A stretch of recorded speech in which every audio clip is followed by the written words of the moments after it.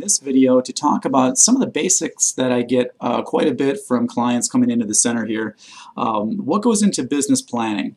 A lot of times when somebody comes in for help on the business, they might have one or two things that they need some help with, but looking at the business as a whole I think is a lot more effective.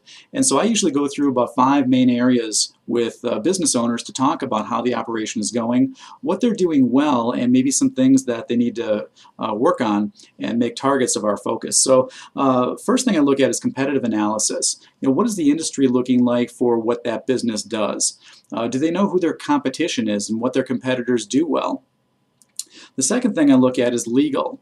Are there any kind of intellectual property things like trademarks or sometimes patents, if that makes sense. Otherwise, it might be something as simple as permits or licenses from the city that you're operating in. The third thing I'm going to look at with a client is going to be marketing. Who is the target market and how do you define that?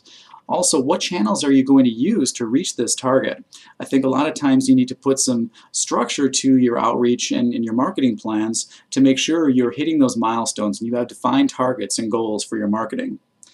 Another main area is going to be finance. From a financial standpoint, what goals do you have for this company? Do you have understanding of your margins? Do you know how to increase profitability or what your most profitable line of service or product line is?